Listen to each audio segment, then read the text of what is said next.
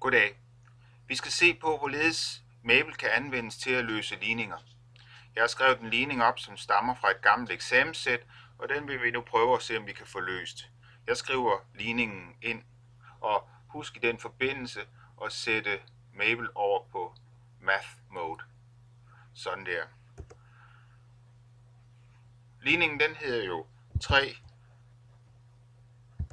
gange parentes 2x minus 1 lige med 4x minus 9.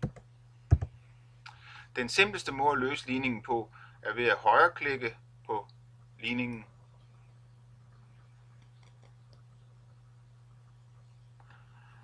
vælge solve og vælge solve for variabel, og vores variabel er jo x, og vi ser, at løsningen den bliver x lige med minus 3.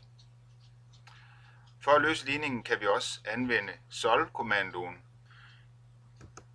Det sker således. Vi skriver solve, og det er vigtigt, at det bliver skrevet præcis som her. Solve, og så kommer ligningen 3 gange x, 2x minus 1 lige med 4x minus 9.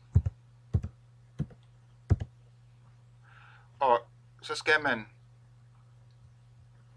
sætte et komma, og så skal man skrive, hvad ligningen skal løses med hensyn til, og det er jo x.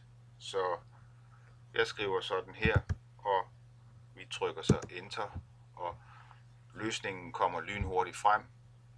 X skal være minus 3. Hvis man vil gøre det lidt pænere, kan man sætte tuborgklammer omkring x. Vi prøver lige.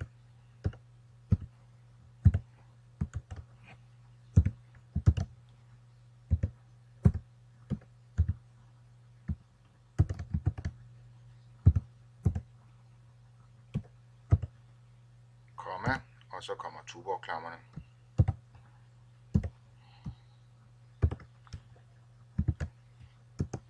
Så kan man se, at man får skrevet løsningen pænt op, x lige med minus 3. Vi har skrevet en ny ligning op, som skal løses, og vi starter med at prøve at højreklikke, efter vi har skrevet ligningen ind.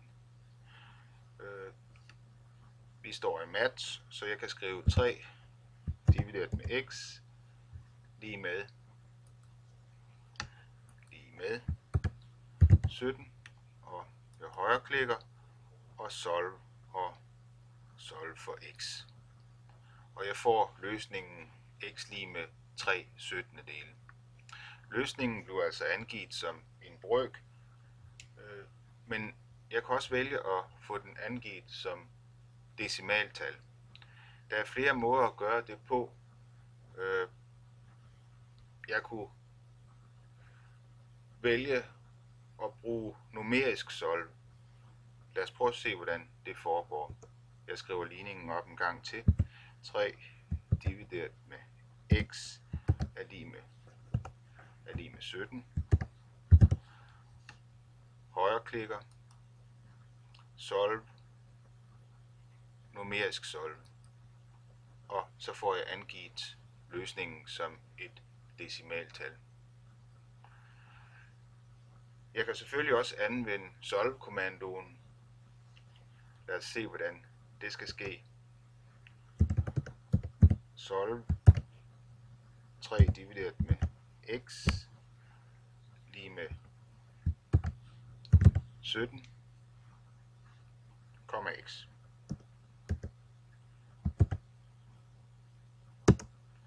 Og jeg får løsningen 3/17. Hvis jeg vil have decimaltal i stedet for, så kan jeg anvende dette her kommafidusen. Vi kan se, at de kendte tal i ligningen er hele tal. Hvis jeg sætter et komma 0 bag ved et af tallene, så tvinger jeg Mabel til at angive løsningen som et decimaltal. Lad os prøve at gøre det.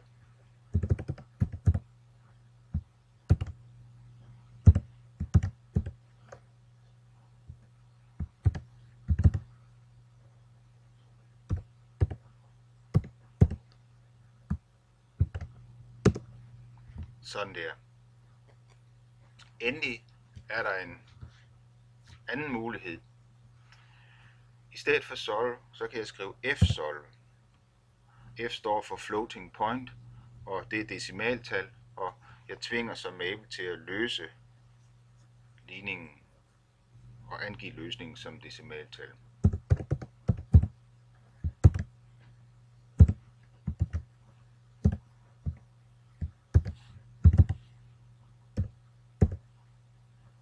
Og jeg kan jo godt prøve at tage Tuborg-klammerne med denne gang her, så løsningen bliver skrevet pænt op.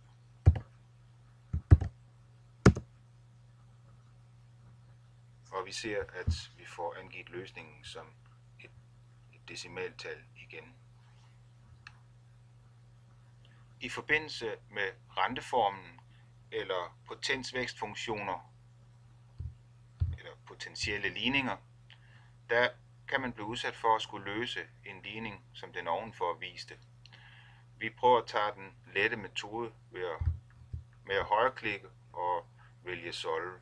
Så jeg skriver 100 lige med 19 gange x i femte og højreklikker og vælger solve og solve for variabel x.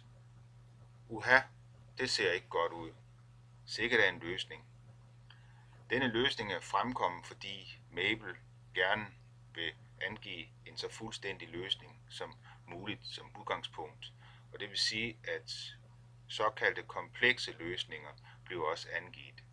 Vi er selvfølgelig kun interesseret i reelle løsninger, så derfor så skal vi af med de komplekse, og det kan man gøre ved at vælge numerisk solve i stedet for. Vi prøver at løse ligningen med numerisk solve. 100 lige med 19 gange x i femte. Jeg højreklikker, solve, og så vælger jeg numerisk solve. Og denne gang, der får jeg en løsning, jeg kan bruge. Når jeg skal bruge solve-kommandoen til ligninger af den art, så kan jeg anvende f-solve. Vi prøver lige. f-solve 100 lige med 19 gange x i femte, komma, vi kan godt sætte x i Tuborg-klammer for at få en pæn løsning. Og vi ser, at vi får kun én løsning. Det var slut på historien om, hvordan man anvender Mabel til at løse ligninger.